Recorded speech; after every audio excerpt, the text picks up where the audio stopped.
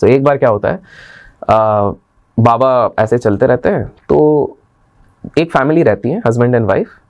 तो वो बहुत समय से बाबा को बोल रहे थे, बाबा आप हमारे घर पे आके रुकिए ना, हमको सेवा करने का एक अवसर दीजिए, एक दिन रुकिए। अब संत पुरुषों को क्या होता है, दे हैव वेरियस रिस्ट्रिक्शंस खाने का, ये था। तो इन्होंने, ये इतने बड़े डिसाइपल थे, इन्होंने पूरे घर को ही आश्रम जैसा कर दिया था ताकि बाबा के लिए एक्सेप्टेबल हो जाए। एक दिन अचानक से आउट ऑफ द ब्लू बाबा संदेश भेजते कि मैं आज रात को आके आपके इधर रुकूंगा। बाबा आते हैं, इस बार दूसरी कंबल लेके आए, बढ़िया आए और लेट गए। उनके लिए कुटिया बनाई गई थी, ये था खाने के लिए, उनको बोला गया, हल्का सा खाया उन्होंने, लेट गए। राइट। रात को 1 बजे से अचानक से बाबा के कमरे से आवाज आती है, बहुत चीखने की आवाज आती है।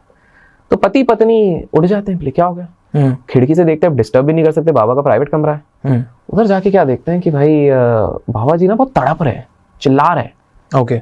मतलब जैसे कोई उनको मार रहा है बहुत जोर जोर से। ओ कंबल ओढ़े हुए, लेकिन इधर उधर। अभी दुविधा में, दुविधा किस चीज की, कि उठाए कि नहीं उठाए, क्या पता ये उनकी कोई सिद्धि होगी, क्या कोई ध्यान है, क्या कुछ देख रहे हैं, क्या स्वप्न देख रहे हैं, कुछ समझ में नहीं आ रहा।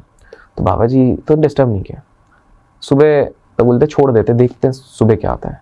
सुबह बाबा जी उठते हैं, किवाड़ खुलता है, आते ही वो देखते हैं तो बाबा जी नॉर्मल दिख रहे हैं। कंबल लेते हैं और कंबल लड़के, मतलब जो हस्बैंड रहता है उसको पकड़ा देते हैं, उसको बोलते हैं जाके इसको कहीं नहीं रखना है, गंगा में जाके विसर्जित कर दो। ओके।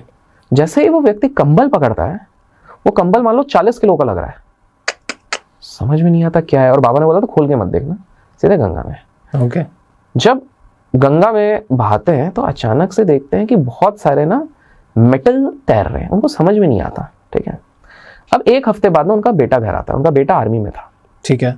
तो बेटा बोलता है, पता है आपने पिताजी माताजी मैं मरते मरते, मुझे बोले क्या है, बोले हमें ट्रूप्स ने हर जगह से घेर दिया था और इतनी गोलीबारी हो रही थी, अचानक से कोई छवि आई जो एक चादर लेके आई थी, और वो इस तरह से चादर घुमाई कि सारी गोलियां उसके अंदर आ गई। और तब इन दोनों को समझ में आया कि ये कोई और नहीं, नीम करोली बाबा का चमत्कार था, और जो उन्होंने बहाया था वो सारे बुलेट्स थे जो नीम करोली बाबा ने सारे हर लिए थे।